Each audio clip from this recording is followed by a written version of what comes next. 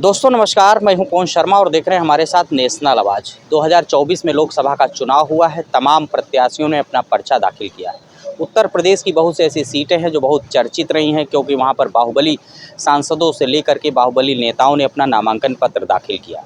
एक उत्तर प्रदेश की गाजीपुर सीट है, जहां पर अफजाल अंसारी समाजवादी पार्टी के टिकट से विजयी सांसद हैं। अफजाल अंसारी वही हैं जो मुख्तार अंसारी के भाई हैं। ये उस समय चर्चा का विषय है जिस समय मुख्तार अंसारी की जेल में मृत्यु हो गई थी और तमाम सवाल उठ चुके थे। उसके बदले में अफजाल अंसारी ने समाजवादी पार्टी की टिकट पर वहां से सांसदी का पर्चा दाखिल किया और वहीं पर उसी सीट से पर्चा दाखिल करने वाले जो प्रत्याशी रहे अजय विश्वकर्मा जी हमारे साथ हैं।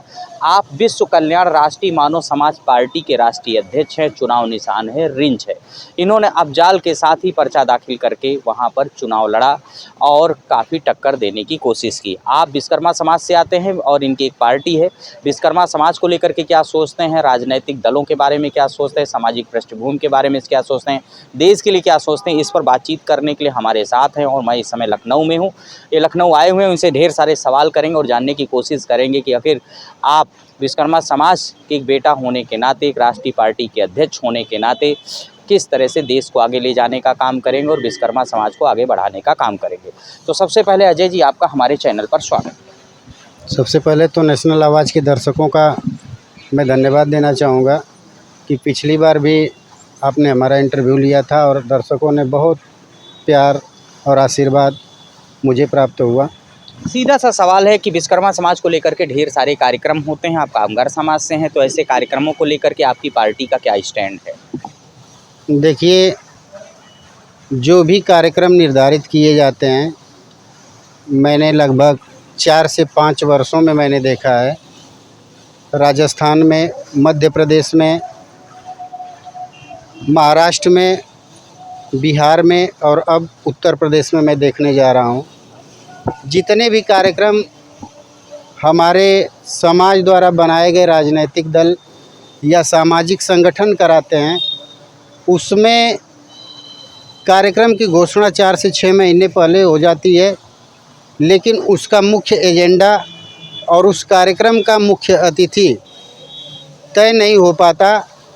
लोग समाज में जाकर कहते हैं कि उप मुख्यमंत्री मुख्य अतिथि होंगे, मुख्यमंत्री मुख्य अतिथि होंगे, लेकिन जब कार्यक्रम में हमारे परिवार के लोग किसी प्रकार से अपना धन खर्च करके कार्यक्रम में उपस्थित होते हैं, लेकिन जब वहाँ पर मुख्य अतिथि के रूप में अगर मुख्यमंत्री या उप मुख्यमंत्री उपस्थित नहीं होता है तो काफ़ी हमारे समाज को दुख का सामना करना पड़ता है। और जो हमारे राजनीतिक संगठन और सामाजिक संगठन द्वारा जो निमंत्रण भेजा जाता है, वह एक आशा और उम्मीद पे विफलता नज़र आती है। एक सीधा सा मेरा यही सवाल है कि अगर कार्यक्रम कर रहे हैं और चूँकि पार्टी का कार्यक्रम हो रहा है, अभी देखिए बहुत से लोग पार्टियों के भी कार्यक्रम कराते हैं, तो पार्टियों के कार्यक्रम में दूसरी पार्टी के लोगों को बुलाने का क्या मकसद हो सकता है? देखिए, जो भी राजनीतिक संगठन अगर कार्यक्रम कराते हैं तो अपने कार्यकर्ताओं और अपने पदाधिकारियों को निमंत्रण देते हैं। यहाँ पे केवल जितने भी राजनीतिक संगठन है या सामाजिक संगठन है, केवल विश्वकर्मा समाज को टारगेट करता है और मीडिया के सामने विश्वकर्मा समाज के हक और अधिकार और कार्यक्रम में भीड़ इकट्ठा करके हक और अधिकार और सामाजिक न्याय की बात करता है। लेकिन मैंने बताया ना आपको कि 4 से 5 सालों में मैंने कुछ भी ऐसा परिवर्तन नहीं देखा है। अभी हाल ही में बिहार में जो कार्यक्रम कराया गया था, उसमें विश्वकर्मा समाज को आह्वान किया गया था, जिसमें हम सभी तमाम बड़े बड़े लीडर जो अन्य राजनीतिक दलों में हैं वो भी उपस्थित थे। लेकिन जब चुनाव आता है तो बड़ी पार्टियों द्वारा हमारे समाज को लॉलीपॉप दिया जाता है। चूँकि आप ही एक राजनीतिक दल के राष्ट्रीय अध्यक्ष हैं, तो ऐसे कार्यक्रम जो करना चाहते हैं, ऐसे या विश्वकर्मा समाज को कार्यक्रम करा करके जो है क्या संदेश देना चाहते हैं कि विश्वकर्मा समाज का कैसे विकास करना चाहते हैं आप? देखिए, मैं हमेशा समाज के पक्ष में रहा हूँ और समाज की बदौलत और अपने गाजीपुर की जनता की बदौलत इतने बड़े दिग्गज के सामने मैंने चुनाव लड़ा और रिजल्ट आया और मैं अपने रेंज के साथ चौथे स्थान पे आया। तो मैं अपने समाज को आपके चैनल के माध्यम से यही कहना चाहूँगा कि सामाजिक कार्यक्रम हो या राजनीतिक कार्यक्रम हो, उसमें अधिक से अधिक संख्या में पहुँचे और अपनी ताकत को दिखाने का काम करें। लेकिन जो हमारे नेतृत्व करता है वह समाज को गुमराह न करें कि 2 दिन 3 दिन पहले मुख्य अतिथि की घोषणा करें और उसमें ऐसे बड़े चेहरे को लाएं कि वह उस प्रदेश का मुख्यमंत्री या उप मुख्यमंत्री मुख्य अतिथि होगा, लेकिन जब हमारे समाज के लोग धन खर्च करके आते हैं तो मौके पर कोई मुख्य अतिथि नहीं दिखाई सवाल है देता। कि नहीं, जब कार्यक्रम आपके समाज का हो रहा था इसमें दूसरे मुख्यमंत्री को क्यों बुलाया जाए? एक सामाजिक कार्यक्रम करके अपनी शक्ति दिखाइए, ऐसा क्यों नहीं हो पा रहा? देखिए, हमारे समाज के जितने भी बड़े बड़े लीडर हैं उन लोगों की सोच और धारणा तो दूसरी पार्टी में अगर जाना तो क्या मतलब रहा? ऐसी बनी रहती है कि उनको ये लगता है कि अगर मैं अधिक से अधिक संख्या दिखा दूंगा तो हमारे समाज को बड़ी बड़ी राजनीतिक पार्टियां जो हैं सम्मान देंगी। लेकिन मैं 2024 के चुनाव में और 2022 के चुनाव में मैंने देखा कि कितना भी आप कार्य कर लीजिए, कितना भी भीड़ दिखा लीजिए, लेकिन उसका कोई अर्थ नहीं निकलता जिसका जीता जागता स्वरूप बिहार में और मध्य प्रदेश में दिखाई दे रहा है, जिसमें कि मध्य प्रदेश में जो भारतीय जनता पार्टी द्वारा विश्वकर्मा कल्याण बोर्ड का गठन किया गया था, उसके अध्यक्ष माननीय प्रेम नारायण विश्वकर्मा जी को अभी कुछ दिन पहले जब दोबारा भारतीय जनता पार्टी की सरकार बनती है तो उनको बर्खास्त कर दिया जाता है। तो एक सीधा सा सवाल है कि देखिए, इस तरह से अगर कोई सामाजिक कार्यक्रम करेगा उसमें दूसरी पार्टी को बुलाएगा तो वही दशा है कि वो अपने आप के कद को बढ़ाना चाहता है। इससे समाज का क्या भला हो पाएगा? सवाल तो यहीं पर आकर के अटक जाता है कि अगर किसी सामाजिक कार्यक्रम को किया जा रहा है, किसी समाज को लेकर के किया जा रहा है, तो समाज को क्या हासिल हो रहा है? ये तो सीधी सी बात है, यूज कर रहे हैं सब लोग। एक यूज एंड थ्रो एक स्कीम चली है जिसमें हमारे समाज को यूज किया जाता है जब चुनाव आता है तो, और जब चुनाव समाप्त हो जाता है तो उसको उस पद और उस मान और सम्मान के साथ उनको विदा भी कर दिया जाता है कि अब चुनाव समाप्त हो गया। आपके पास क्या प्लान है इस मतलब ऐसे जो लोग यूज एंड थ्रो, इनको जवाब देने के लिए आपके पास क्या प्लान है? देखिए, हमारे पास प्लान आपके सामने प्रत्यक्ष प्रमाण के रूप में उपलब्ध है। मैं विश्व कल्याण राष्ट्रीय मानव समाज पार्टी VKRMSP चुनाव चिन्ह रेंज का राष्ट्रीय अध्यक्ष भी हूँ और पूर्व सांसद प्रत्याशी भी हूँ।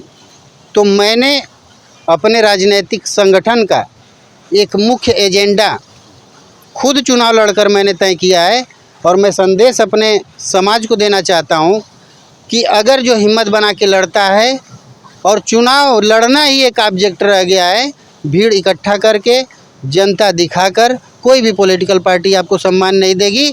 जब आप अपने वोट को जो सरसों की तरह छिटाया है उसको अगर इकट्ठा करने में आप सक्षम रहते हैं तो एक पार्टी क्या 200 पार्टी आपको सम्मान देने के लिए अग्रसर रहेगी। तो आप कैसे एकत्र करना चाहेंगे समाज को? पार्टी है, अपनी पार्टी से कैसे जोड़ेंगे और लोगों को क्या संदेश देंगे कि किस तरह वो ना छिटकें, किस राह पर चले विश्वकर्मा समाज? आपके पास क्या?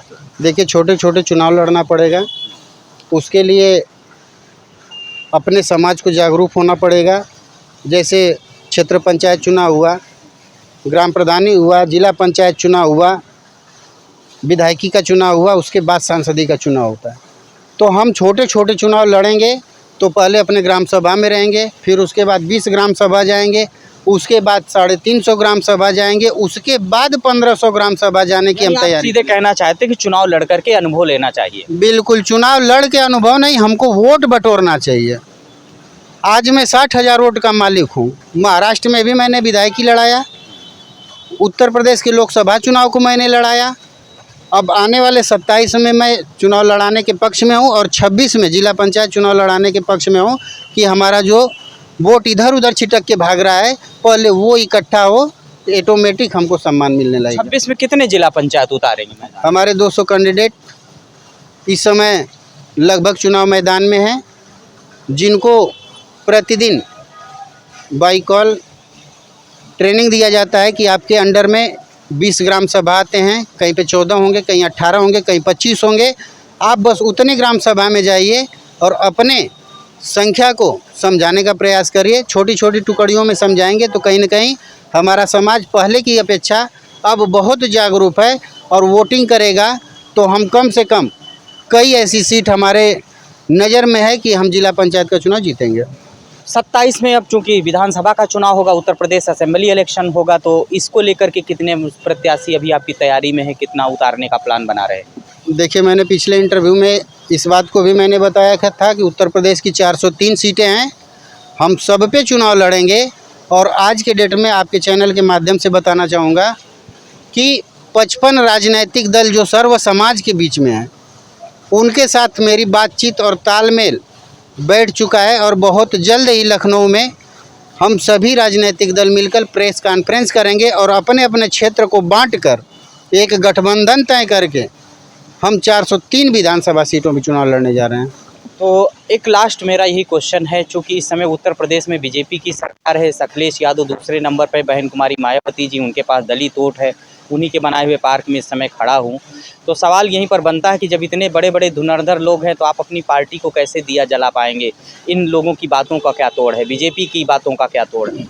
देखिए, भारतीय जनता पार्टी, समाजवादी पार्टी और बहुजन समाज पार्टी, ये जितने भी राजनीतिक दल हैं, अगर हमारा समाज चुनाव में 100% वोट करा देता है तो हम जो विश्वकर्मा श्रम सम्मान की जो घोषणा हुई थी उसमें 18 जातियाँ आती हैं और 18 का वोट हुआ तो न यहाँ भारतीय जनता पार्टी की सरकार बनेगी, न समाजवादी की सरकार बनेगी, न बहुजन समाज पार्टी की सरकार बनेगी। हम उस सरकार में एक निर्णायक भूमिका में अवश्य रहेंगे। निर्णायक भूमिका में अवश्य रहेंगे, यानी आप ये मानते हैं कि अगर विश्वकर्मा समाज एकजुट होगा, कामगार समाज एकजुट होगा, तो 2027 में अन्य राजनीतिक दलों के साथ उनको सोचना भी पड़ेगा और आप पार्टी के तौर पर जो है अध्यक्ष होने के नाते उसका अच्छा विकास कर पाएंगे? देखिए, मेरी सोच शुरू से भी है, आज भी है, और जब तक मैं एक सांसद या विधायक नहीं बना लेता हूँ तब तक मैं अनवरत समाज के बीच में चलता रहूँगा।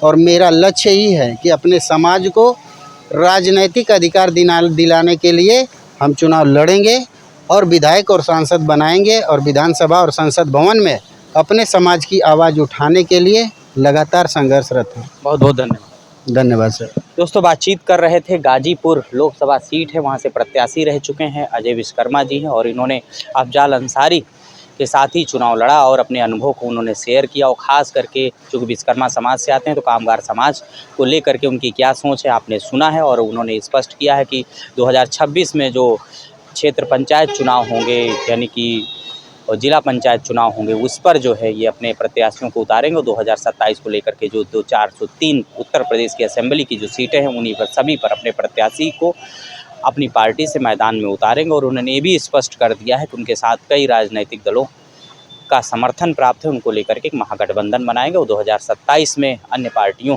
की जो सत्तारूढ़ सरकारें उनको रोकने का काम करेंगे, साथ ही अपने समाज का विकास करेंगे। आप क्या सोचते हैं, कमेंट करके ज़रूर बताइएगा। तब तक के लिए नमस्कार, जय हिंद साथियों। और